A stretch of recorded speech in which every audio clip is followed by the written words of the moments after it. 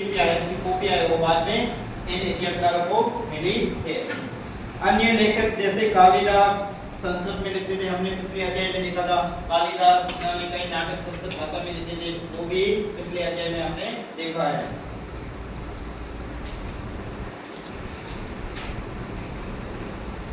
अब पुरानी कहानियों का संकलन तथा संरक्षण। हिंदू धर्म से जुड़ी कई कहानियां जो बहुत पहले से प्रचलित थी इसी काल में लिखी गई है। इनमें पुराण भी शामिल है। पुराण का शाब्दिक अर्थ प्राचीन, पुराण का क्या शाब्दिक अर्थ है? प्राचीन। पुराण है, महाभारत है, रामायण है, ये सब ग्रंथ प्राचीन काल में लिखे गए थे, संस्कृत भाषा में लिखे गए थे। पुराणों में विष्णु, शिव, दुर्गा या पार्वती जैसे देवी देवताओं से जुड़ी कहानियां बताई गई है। इन पुराणों में किसकी कहानियां बताई गई है? किन देवताओं की? विष्णु, शिव, दुर्गा या पार्वती। इनमें इन देवी देवताओं की पूजा की विधियां दी गई है। इसके अतिरिक्त इनमें संसार की सृष्टि और राजा के बारे में भी कहानियां बताई गई है। इनमें देवी देवताओं की पूजा के बारे में बताया गया है। इसके अलावा संसार की सृष्टि का विकास कैसे हुआ, कैसे इनकी सृजन हुआ, उसके बारे में और राजा के बारे में कहानियां बताई गई है। अधिकतर पुराण सरल संस्कृत श्लोक में लिखी गई है जिसमें सब उन्हें सुन या समझ सके। पुरानी इसमें लिखी गई है संस्कृत भाषा में, सरल संस्कृत भाषा में श्लोक में लिखी गई है ताकि जो भी आम जन है वो इनको आराम से सुन सके, समझ सके। स्त्रियां का शूद्र जिन्हें वेद पढ़ने की अनुमति नहीं थी वे भी इसे सुन सकते थे।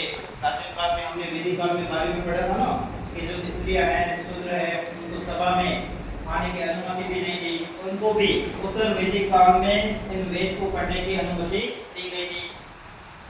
पुराणों का पाठ पुजारी मंदिरों में किया करते थे जिसे लोग सुनने आते थे। अब ये जो पुराण लिखे गए, महाकाव्य लिखे गए, पुराण है, रामायण है, महाभारत है, जितने महाकाव्य लिखे गए इनका पाठ कौन करते थे? पुजारी। कहाँ पर करते थे?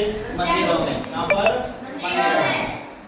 तो संस्कृत महाकाव्य महाभारत और रामायण लंबे अरसे से यानी कि लंबे समय से लोकप्रिय रहे हैं। तुम में से भी कुछ बच्चे इन कहानियों से परिचित होंगे। तो हमारे जो भारत देश के दो महाकाव्य है उसे महाभारत और रामायण। महाभारत कौरवों और पांडवों के बीच युद्ध की कहानी है। इस युद्ध का उद्देश्य कौरव वंश की राजधानी हस्तिनापुर की गद्दी प्राप्त करना था। अब ये महाभारत है।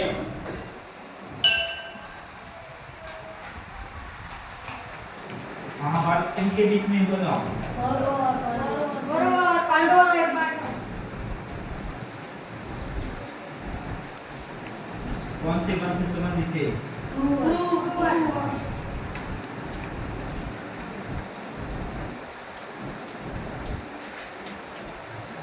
किस राज्य की गद्दी प्राप्त करने के लिए? हस्तिनापुर।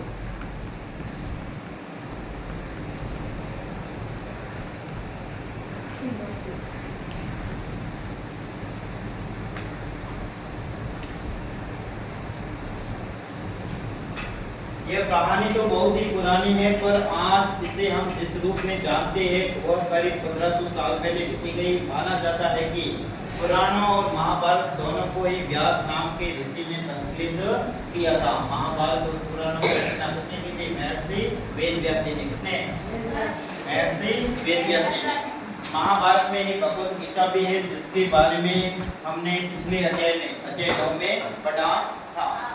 भगवत गीता जो महाभारत का एक अंश है, एक भाग है। रामायण की कथा कौशल के राजकुमार राम के बारे में है। उनके पिता ने उन्हें वनवास दिया था। वन में उसकी पत्नी सीता का लंका के राजा रावण ने अपहरण कर लिया था। रामायण में क्या बताया गया? ये कहां पे? रामायण में राम कहां के नरेश थे? राजा कहां थे?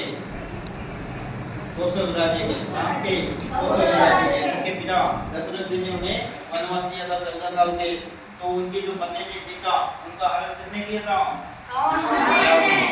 सीता को वापस पाने के लिए राम को लड़ाई लड़नी पड़ी। वे विजयी होकर कौशल की राजधानी अयोध्या लौटे। महाभारत की चल रही रामायण भी एक प्राचीन कहानी है जिसे बाद में लिखित रूप दिया गया है। संस्कृत रामायण के लेखक वाल्मीकि माने जाते हैं। रामायण की रचना किसने की थी? वाल्मीकि। किसने? वाल्मीकि। और महाभारत की बताया है।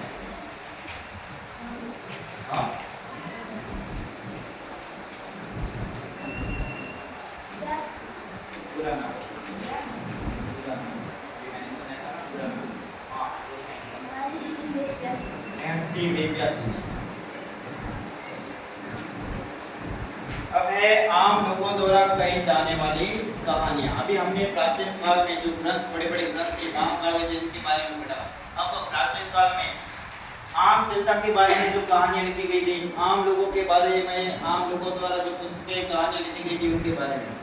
आम लोग भी कहानियां कहते थे, कविताओं गीतों की रचना करते थे, गाने गाते थे, नाचते थे और नाटकों का खेल करते थे।